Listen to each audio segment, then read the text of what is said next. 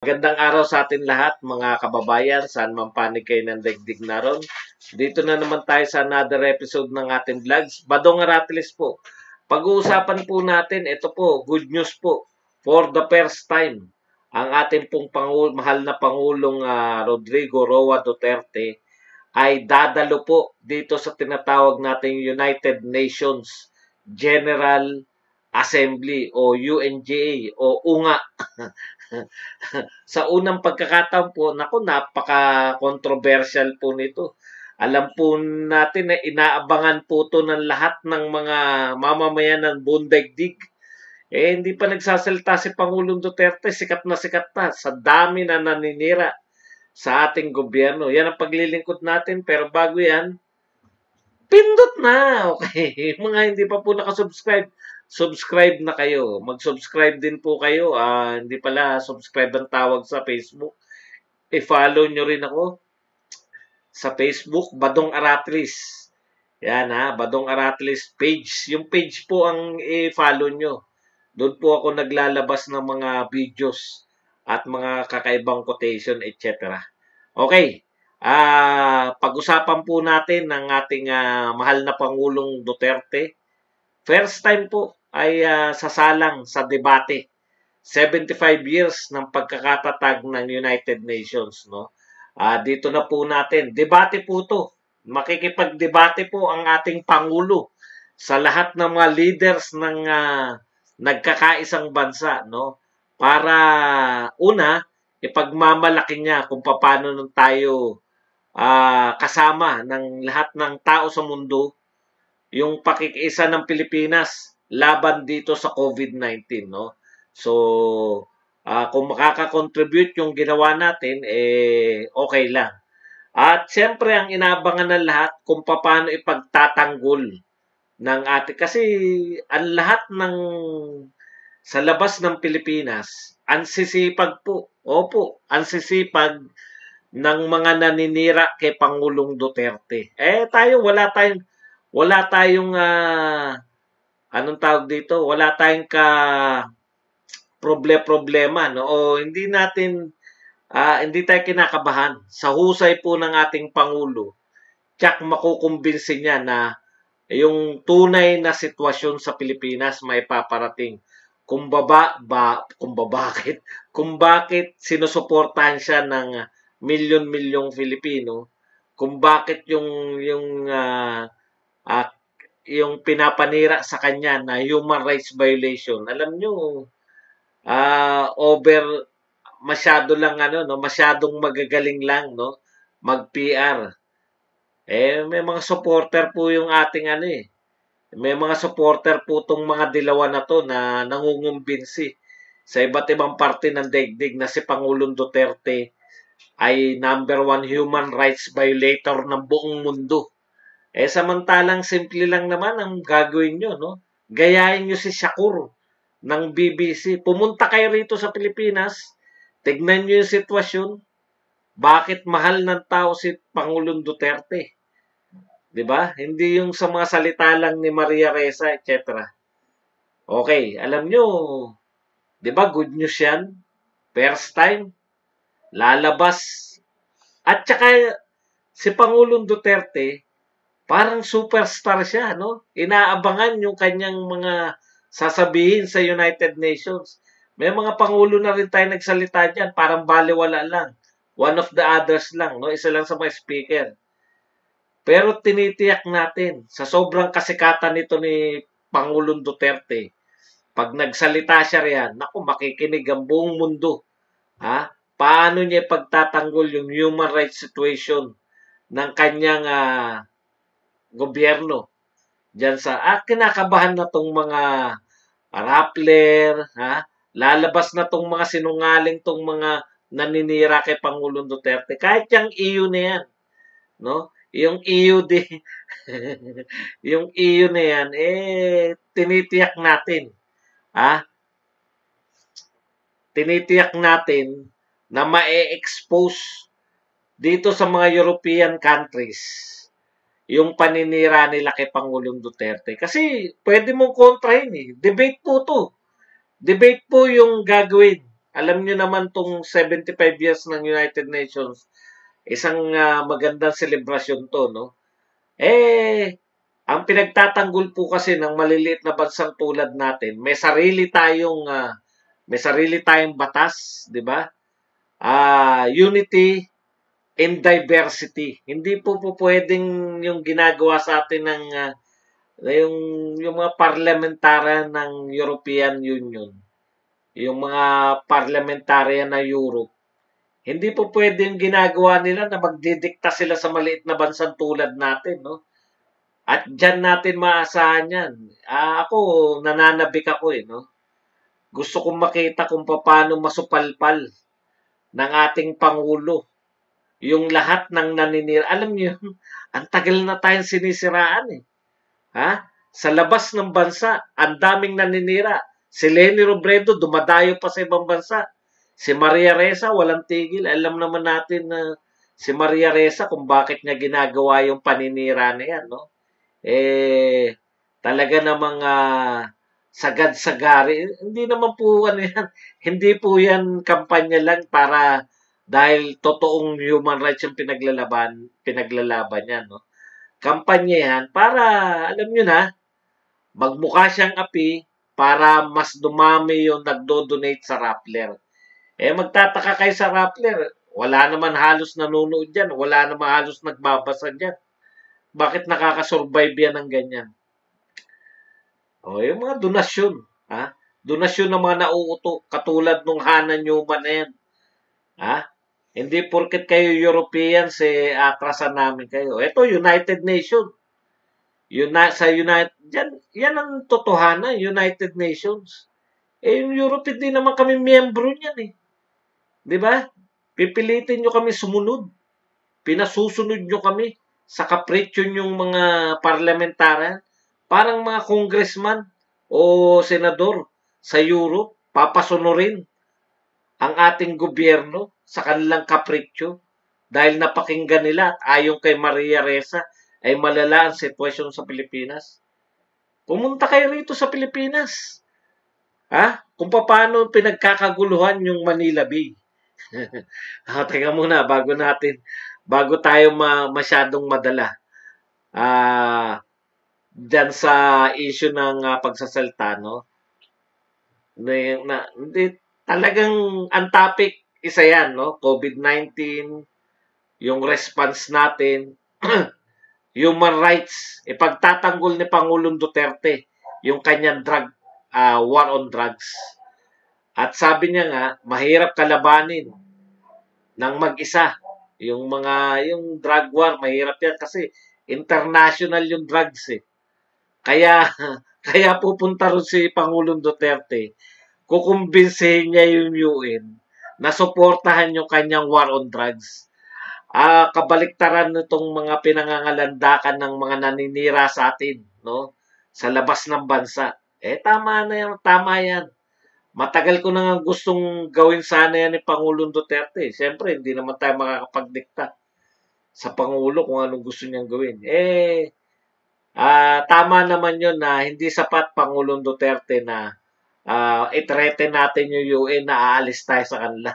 Mas maganda na doon ka magsalita kung paano mo nakumbinsi ang mga Pilipino sa mga ipinaglalaban mo. Kaya natin binoto si Pangulong Duterte, di ba?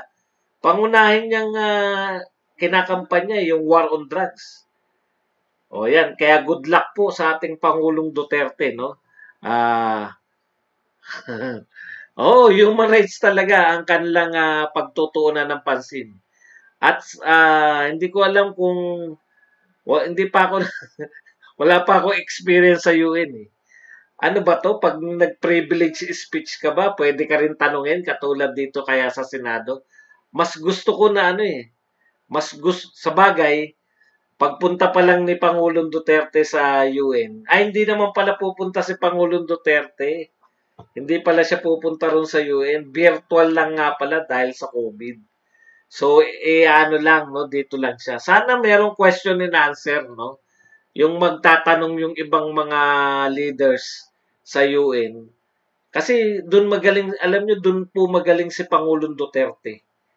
Yung tinatanong siya, doon po magaling yung mga ano, yung mga matatalinong tao.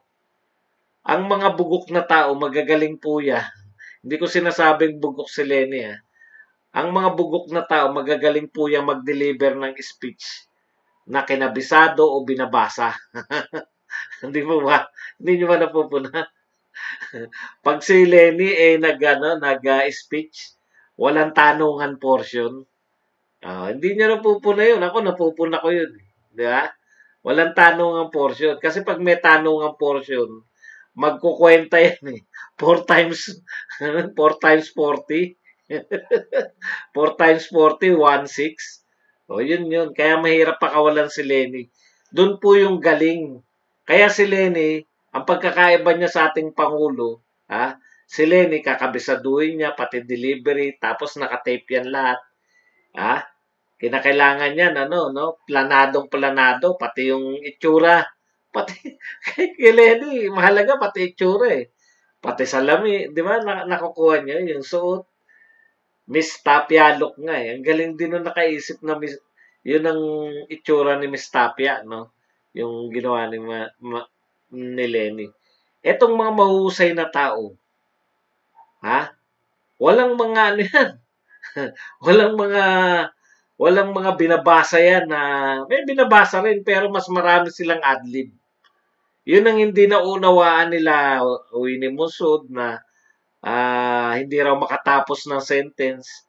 Alam niyo po kasi yung mga matatalinong tao, habang nagsasalita, ang daming ideyang pumapasok sa kanilang isip, no? Hindi isang direksyon ng kanilang utak. Kaya maya't maya nakikita nyo nagsiship yung mga sinasabi ng Pangulo. Kasi habang nagsasalita siya, tuloy-tuloy yung takbo ng utak. Ganun po ang matatalinong tao. Nawawala po lagi sa mga sinasabi. O, di ba? Ano na nga ba yung sinasabi ko?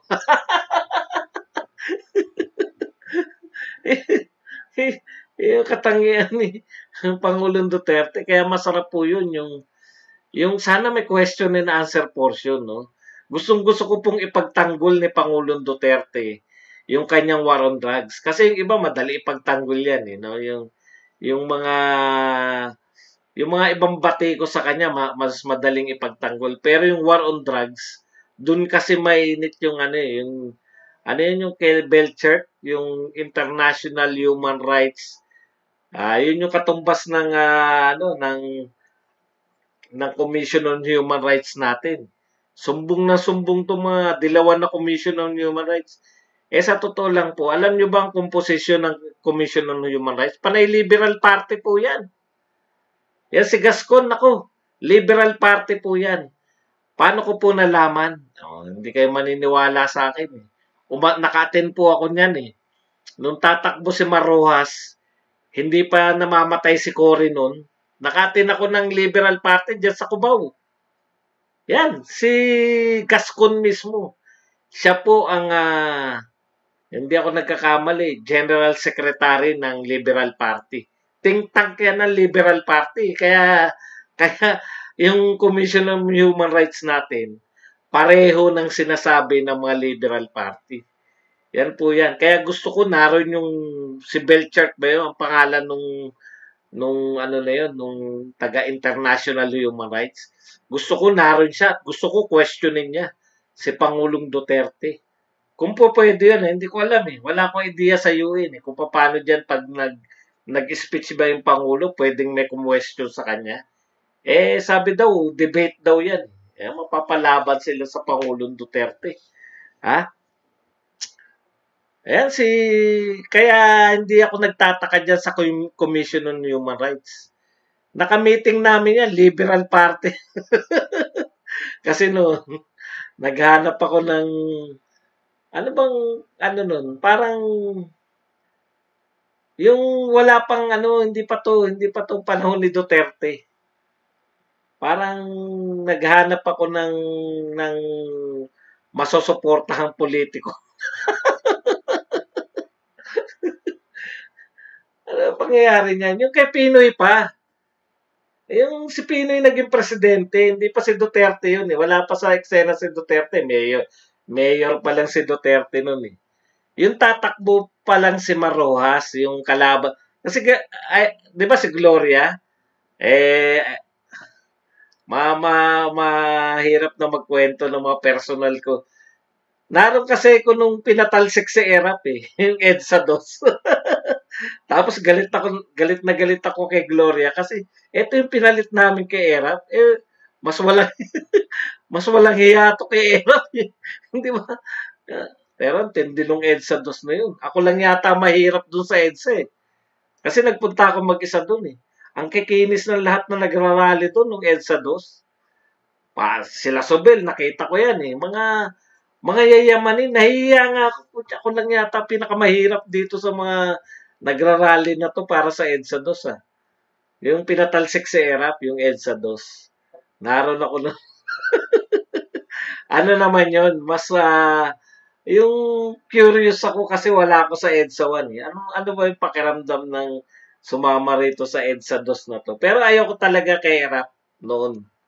Gusto ko mapatalsik si Erap. Sabay nung pinalit si Gloria Macapagal-Arroyo. Sabi na windang ako Mas malupit pa to. Yun po yung panyanyari, no? Kaya, anong nangyari po, iba talaga. Ibang-iba yung itsura ng mga tao roon nung EDSA 2. Pangmayamang rally. Ang daming personalidad doon na yan, yung mga mayayaman sila Ayala, yan. Yung mga oligarko pala yung nagpalayas kay Erap. Yan sinasabi natin Kaya yan, nakamit ko yan kasi nga ayoko kay Gloria Wala namang, sino yung alternative mo kay Gloria? Yung tatakbo si Marojas. Pucha, wala naman lalaban kay Gloria di ba? Yung papalitan na si Gloria. Yun yung nun Tapos biglang namatay si Cory, nawala sa eksena si Marojas. Kaya yan, sigurado ko dyan kay yung sa Commission on Human Rights natin. Liberal Party talaga yan, si Gascon. Walang kaduda-duda yan. Na-point yan ni Noynoy bago siya umalis. Di kita nyo. Pero issue inabot ni Pangulong Duterte dyan sa Commission on Human Rights. Yan Kaya walang yan. Kaya walang talagang alam mo yan na si Gascon Liberal Party. Kaya walang gagawin, wala talagang ginawa yung Commission on Human Rights under ni Gascon, kundi banatan ng banatan yung human rights at nakakarating sa UN. Yan yun. Ngayon, for the first time, ipagtatanggol ni Pangulong Duterte. Pagtatanggol ni Pangulong Duterte ang kanyang yan din ba yung time na yung sino yun, si Rocco? Nag-volunteer din ako kay Rocco Wala talaga matitinong politiko. Wala talaga matitinong politiko noon Alam ko nag-volunteer din ako kay Rocco, patay na si Rocco niyan. Alam ko nag-volunteer ako mahilig ako mag-volunteer yung walang bayad. Mahilig ako ng ganun Kinampanya ko yan si Rocco nung ako ay estudyante pa lang. Hindi ako binayaran yan. Talagang gusto ko siya, sinuportahan ko yan pero pa lang, senador pa lang yung tinatakbo niya. Dinala ko yan sa university namin, yung anak niya, si Rocco Jr., Raul Rocco Jr. Kaya ko, alanganing politiko ko Yung mahilig lang ako, susuportahan ko to. Yung mga ganun, tapos nagbo-volunteer ako, umattend ako ng mga meeting. Yun yung hilig ko, wala talaga ako, hindi ako member talaga ng mga political party. Yan yun. Kaya yung nabanggit ko yan dahil sa CHR, yung International Commission on Human Rights. Sana magtanong ka kay Duterte. Yung babae, ng pangalan ng Belchert ba yun? Para mapahiya ka. Hindi ka atrasan ni Duterte. Gusto ko nga yun. Alam nyo, gusto ko na noon pa si Pangulong Duterte. Ayaw niya lang kasing magsalita dyan sa mga United Nations na yan, di ba? Kung ako nga ngayon, kay Pangulong Duterte, magpa-invite siya riyan. Sa EU na yan. Magsalita siya ron. Ipagtanggol niya yung Kasi nga naririnig lang nila si ano lang, si Maria Ressa lang eh. Pinagmalaki pa nung Newman eh. Nakausap niya si Maria Ressa. Si Maria Ressa lang nakausap mo. Tapos kinumbinsin mo yung ibang parliamentarians na pumirma sa'yo. Ang daming pumirma, 600 plus eh. 'Di ba? Pero yun, pirma lang yun. Wala pong silbi yun. Ang mga totoo pong leader, hindi basta-basta action yan sa mga ganyan. Hindi, yung mga leader ng Germany, kala nyo mauuto nyo basta-basta na nagpapirma kayo, pumirma kayo, 600 pumirma. Tapos kakalabanin niya si Duterte dahil lang sa chismis ni Maria Ressa. Fake news yan. Yung mga sasabihin na hindi na papapasukin yung mga produkto ng Pilipino doon dahil pag hindi natin pinalaya si Laila de Lima, pag hindi natin binalik yung anong uri ng kondisyon yan, 'di ba? Hindi totoo yan, hindi magaganap yan dahil hindi utu-uto yung mga leader ng European countries. Hindi utu-uto yung si Merkel. Si Merkel pa rin ba sa Germany? Kasi si Merkel, yung Germany kasi, ang pinaka, anong tawag dyan, yung hindi siya tituladong pinuno ng European Union. Pero dahil siya na pinakamayaman, nung nawala yung UK, Germany na pinakamayaman sa European Union. Eh. Siya na yung message dyan. Kahit hindi siya yung pinaka-leader ng European Union. Yun, kasi alam ko, umiikot eh. Umiikot yung leader-leader dyan. Di ba? Kung ako sa kanila, invite nila si Duterte. O kaya, kahit wag na si Duterte, si Teddy Boy Locsin na lang. Mahusay di magsalta yun si Teddy Boy Locsin. Para mapagtanggol niya yung Pilipinas. Kasi wala tayong kalaban-laban eh. Ang mga kalaban natin, mahilig umiikot dun sa ibang bansa para manira eh. Yan si Lenin, ako, numero unong maninira yan sa ibang bansa. Chancellor. Di ba? Hindi naman bobo yung mga chancellor ng Germany, hindi naman bobo yun. Kala nyo ba mapapaniwala nyo na basta-basta na lang may aapihin silang isang bansa dahil lang sa sabi-sabi? Hindi. Yun. Si Merkel nga. Kaya, ano yan, malabo yan. Kaya nga yung topic ko kanina, fake news yan. Tapos, fake news na nga, eto si Robredo, kala mo, sinuportahan ka agad, mawawalan daw na 200,000 na trabaho pag hindi sinunod. Baliw ka ba? Hindi na uso yun. Pasusunurin mo isang bansa na malaya sa kagustuhan nyo. Kahit masabihin yung mayayaman kayong bansa, hindi totoo yan. Hindi nila pwedeng gawin yan. Scientist si Merkel. Ito pa, isa pang topic. Alam nyo ngayon, September 21. Kaya pala pa ni Marcos ngayon. Ngayon po dineclare yung martial law. Honestly, sa totoo lang, magkasundo po tayo rito. No? First, 2-term ni Marcos, wala pong duda, mahal na mahal ng Pilipino si Marcos. Nagkaroon lang ng problema na nung gusto na ni Marcos na magtagal na sa tungkulin. Doon na nagkaroon ng problema, di ba? Kasi babaguhin mo na yung saligang batas para ma-extend yung panunungkulan mo. Yun nga nangyari, nagkaroon nga ng martial law. Hindi natin itatouch yan. Malayo tayo masyado eh. Dineklara ang martial law, 3 taon lang ako eh, no? Hindi ako mahilig makialam sa yung sinasabi nilang historical revisionism. Antitindi. Ako 51 anyos 51 anyos ang sinasabi ko, nung dineclare yung martial law, 3 years old lang ako. No, hindi ako makakapagsalita kung ano naganap nung 3 years old ako.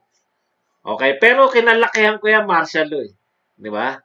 Let the history yung mag-judge. Let history be the judge kay Marcos. Ayon nga kay Agoncillo, isa sa kanyang mga interview, hindi ka pwede magsabi yung kagaganap pa lang, no? Dapat meron kang, anong tawag doon? Yung malayo ka muna, 50 years from now, di ba? O yung mga ganun. Hindi po pwedeng ma-judge mo sila yung mga buhay pa yung mga yan. Buhay pa yung mga karakter niya. Buhay pa si Imelda. Buhay pa ba si Imelda? Buhay pa si Juan Ponce Enrile. Si Ramos, buhay pa. Nariyan pa yung mga yan. Eh. 'Di ba? Yung magja-judge niyan, yung mga next generation na. Bibilib ka ako, 51 anyos eh. Ha? Nagsasabi pa ako na hindi ko ganong, kasi siyempre kulang ka ng experience ng data, no? Etong yung kabataan party list, si Ilago. Kung magsalita, kala mo nabuhay nung panahon ng Martial. Ilang taon pa lang yung bata. Wala pa yatang 30 yung si Ilago, di ba? Yung congressman ng kabataan. Ang lupit eh. Kala mo, nabuhay na siya nung panahon ng Martial. Okay. Eto kasi, no? Bakit kasi, kahit yung hindi umabot kay Marcos, yung mga bata, hindi umabot kay Marcos yan. Baka nga hindi rin inabutan ng mga bata si Cory. O sino pa ba sumunod kay Cory? Si Fidel Ramos eh. Pero bakit bumibilib yung mga bata? Yung mga bata, teenager.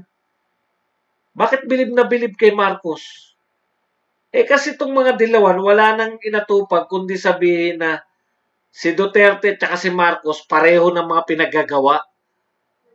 Di, yung mga bata, bilib kay Duterte.